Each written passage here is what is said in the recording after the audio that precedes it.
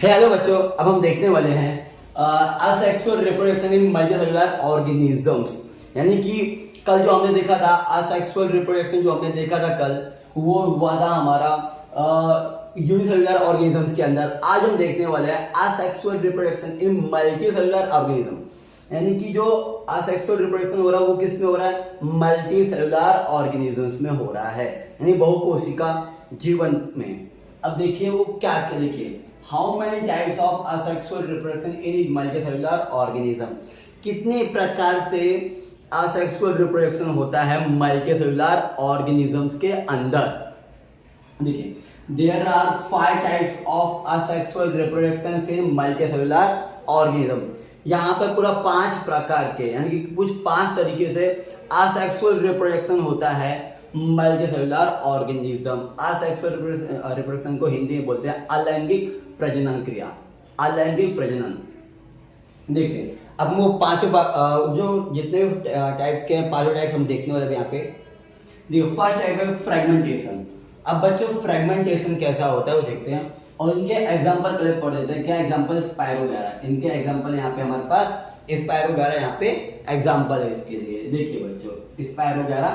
अब स्पायरोगैरा में इसमें एक्चुअली होता क्या था फ्रेगमेंटेशन, जैसे मान लो कि यहाँ पे एक ये पूरी बॉडी है, ये बॉडी है। अब ये बॉडी अगर कहीं से भी, यहाँ से या फिर यहाँ से, मतलब कहीं से भी टूट के एक अलग बॉडी, कहीं से टूट के एक अलग बॉडी तैयार होता है, और फिर बाद में वो पूरा एक न्यू स्पायरोगैरा बन जाता है। तो इस तरीके से कैसा होता है फ्रेगमेंटेशन, यानी कि फ्रेगमेंट मतलब जैसे मान लो कि ये है, ये एक स्पायरोगैरा है, इसको मैंने क्या किया तो बीच में तोड़ा। अभी तोड़ा कैसा दो बन गया ना, कहीं से भी, जैसे मान लो ये तो इतना सा पार्ट है, तो यहाँ से टूटा, टूट के क्या बन गया, ये एक अलग स्पायरोगैरा बन गया, ये एक अलग स्पायरोगैरा बन गया। तो इस तरीके से हो जाएगा हमारा फ्रेगमेंटेशन सिस्टम। मतलब इसमें कोई सेक्स की जरूरत नहीं पड़े, ये विदाउट सेक्स हुआ है, दैट्स कॉल्ड asexual reproduction। और स्पायरोगैरा एक मल्टीसेलुलर ऑर्गेनिज्म है, that's what it is called as asexual reproduction in multicellular organisms। अब सेकंड रीजनरेशन। एग्जांपल बच्चों रीजनरेशन, यानी कि रीजनरेशन यानी कि इसका एग्जांपल है वॉल लिज़ार्ड। आप लोगों ने बच्चों दीवार पर चिपकी हुई छिपकली तो आपने देखा रहेगा, छिपकली को इंग्लिश में बोलते हैं वॉल लिज़ार्ड बोलते हैं। अब छिपकली का अगर आपने देखा होगा कभी कभी कि उसकी अगर टेल यानी कि उसके पूंछ अगर कट जाते हैं तो कुछ दिनों के बाद क्या होता है, उसके पूंछ वापस से आ जाते हैं पूरा। तो ऐसा कोई भी अगर एनिमल होगा तो उसको हम बोलते हैं रीजनरेशन। अब देखिए अभी जैसे फॉर एग्जाम्पल यहाँ पर देखिए, जैसे फॉर मान लीजिए पूरी एक छिपकली है, एक आप लोगों को तो काटने लगता होगा। अगर यहाँ से उसका टेल अगर ऐसा कट जाता है तो क्या होगा, कुछ दिन के बाद क्या होगा, ये वापस से इसका टेल वापस सब नॉर्मल हो जाएगा, मतलब वापस से आ जाएगा, मतलब कि रीजनरेट हो जाएगा। अब देखिए थर्ड पॉइंट बर्डिंग्स। अब बच्चों बर्डिंग आप लोगों ने असेक्सुअल रिप्रोडक्शन इन यूनिसेलुलर ऑर्गेनिज्म में भी आपने बर्डिंग देखा रहेगा, और मल्टीसेलुलर ऑर्गेनिज्म में भी बर्डिंग्स हैं। देखिए बच्चों बर्डिंग्स होता क्या है, एग्जांपल तो इसका हाइड्रा ले लो, हाइड्रा। अभी हाइड्रा क्या होता है, देखिए बच्चों जैसे ये पूरा हाइड्रा है। अभी मान लो कि हाइड्रा को यहीं से, यहाँ बगल से, यहाँ बगल से दूसरा, बगल से क्या हो रहा है, दूसरा निकल रहा है। अभी यही देखो इसमें से दूसरा निकलेगा, और बाद में उसका भी देखो, बाद में उसका भी क्या होगा, एक उससे एक नया हाइड्रा बन रहा है। यहाँ पहले एक था, फिर उसमें से एक बगल से दूसरा निकल रहा है, और फिर वहीं से एक पूरा नया हाइड्रा तैयार हो रहा है। मतलब कि जैसे ये एक बॉडी है, एक बॉडी में से वही दूसरी बॉडी निकल रही है, लेकिन एक में से दूसरा बन रहा है, और फिर उसका अपना एक नया लाइफ बन जाएगा। तो ये इसको बोलेंगे बर्डिंग्स। इस प्रकार से कोई भी जो भी रिप्रोडक्शन होगा उसको बोलेंगे बर्डिंग्स। तो बच्चे यहाँ पर भी किसी सेक्स की जरूरत नहीं, विदाउट सेक्स है, तो यहाँ पर भी और इसको भी बोलेंगे असेक्सुअल रिप्रोडक्शन। और ये जो हाइड्रा है वो मल्टीसेलुलर है, that's what it is called as asexual reproduction in multicellular. और ये बर्डिंग प्रोसेस हुआ। कल जो मैंने आपको बताया था बर्डिंग्स होता क्या है। अब देखते हैं वेजिटेटिव प्रोपगेशन, फोर्थ वन। इसके लिए मैं एग्जांपल ले लो बच्चों, पोटैटो ले लो या फिर लीव्स ले लो। आप लोगों ने देखा पोटैटो की खेती कैसे होती है बच्चों, जो पोटैटो होता है ना उसको ना बीच में से ऐसा आधा काटते हैं, और काट के क्या करते हैं उनको गाड़ते हैं जमीन के अंदर। और आप लोगों ने देखा पोटैटो में देखो ऐसा व्हाइट कलर के ऐसे आंख होते हैं, व्हाइट कलर के देखो उसमें दिखाई देते हैं। तो वो ये जो व्हाइट कलर के होते हैं ना, फिर इसमें से एक आंख में से एक नया प्लांट, दूसरे में से दूसरा नया प्लांट, तीसरे में से एक नया प्लांट। तो इस तरीके से ये जो पोटैटो होते हैं ना, पोटैटो में से हर एक पॉइंट से दूसरा नया एक प्लांट निकलता है और फिर उसमें से नया पोटैटो बनता है। अब देखिए ऐसे बहुत सारे आपने लीफ में भी देखा होगा, पत्तों में, कि देखो ऐसे पत्तों, एक पत्ता है बड़ा पत्ता, उसमें से और स्मॉल पत्ते निकलते रहते हैं। तो इस तरीके से जो भी रिप्रोडक्शन होता है बच्चों, उसको बोलते हैं हम लोग वेजिटेटिव प्रोपोगेशन। क्या बोलते हैं इनको बच्चों? Vegetative propagation. अब हम लोग पांचवा आते हैं स्पोर फॉर्मेशन। बच्चों इसमें मैंने एग्जांपल दिया है ब्रेड, भाकरी, फंगस वगैरह। अभी ब्रेड में भाकरी, फंगस मतलब क्या? तो आप लोग बच्चों, आप लोग ब्रेड या रोटी वगैरह ले लो और कहीं गिल्ले जगह पे रख दो, फ्रिज के कोने में या कहीं पे भी रख दो कॉर्नर में। तो क्या वो 2-3 दिन में देखोगे ना, तो उस पर ना तो फुफुंदी सा लगा होता है, बोलते हैं फंगस। क्या लगा होता है उस पर? फंगस, व्हाइट कलर के या जो भी है। तो वो फंगस क्या होता है, जैसे अभी देखो, अगर इस तरीके से देखोगे ना, तो वो ना अगर माइक्रोस्कोप में देखोगे तो फंगस इस तरीके से आपको दिखाई देगा। ऐसा तो आप लोगों को दिखाई देता है जाली, कैसे दिखाई देता है? जैसे ऐसा लगता है कि जाली पड़ गया हो कोई भी चीज। तो क्या होता है बच्चों मालूम है क्या? ये जो पूरा है ना, ये पूरे को बोलते हैं स्पोरेंजियम। क्या बोलते हैं पूरे को? स्पोरेंजियम। और इसके अंदर ये जो स्मॉल जो पोर्स है ना बच्चों, ये है स्पोर, इसको बोलते हैं स्पोर। अब यही क्या होता है क्या, इस झड़ के जहां भी गिरेगा उसको वहां पे एक नया फंगस पैदा हो जाता है। फंगस, तो फंगस का ये जो स्पोर्स है, जहां भी गिरेगा वहां पर क्या बन जाएगा? एक नया फंगस पैदा हो जाएगा। तो इस तरीके से बच्चे हमारा तैयार होता है स्पोर फॉर्मेशन। सो बच्चों अब हम चालू करते हैं सेक्सुअल रिप्रोडक्शन। अब बच्चों सेक्सुअल रिप्रोडक्शन में सबसे ज्यादा जरूरी क्या होता है? सबसे ज्यादा जरूरी होता है 2 जर्म सेल्स। 2 जर्म सेल्स काफी ज्यादा जरूरी होते हैं। और वो 2 जर्म सेल्स कौन से होते हैं? एक मेल एंड फीमेल। वो 2 जर्म सेल्स कौन से होते हैं? Male and female are 2 germ sales.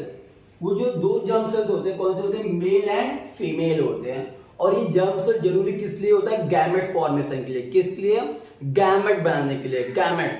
और ये गैमेट्स किसके थ्रू बनता है? ये 2 जर्म सेल्स के थ्रू बनता है। और वो 2 जर्म सेल्स कौन से होते हैं बच्चों? बताता हूं। देखिए अब गैमेट्स क्या होता है, देखो बच्चों, गैमेट्स में ना, ये गैमेट फॉर्मेशन, गैमेट में एक्चुअली होता क्या है, इसमें कुछ ऐसे सेल्स होते हैं जो सेक्सुअल रिप्रोडक्शन में इन्वॉल्व होते हैं। देखो, the cells which are involve in sexual reproduction are called gametes.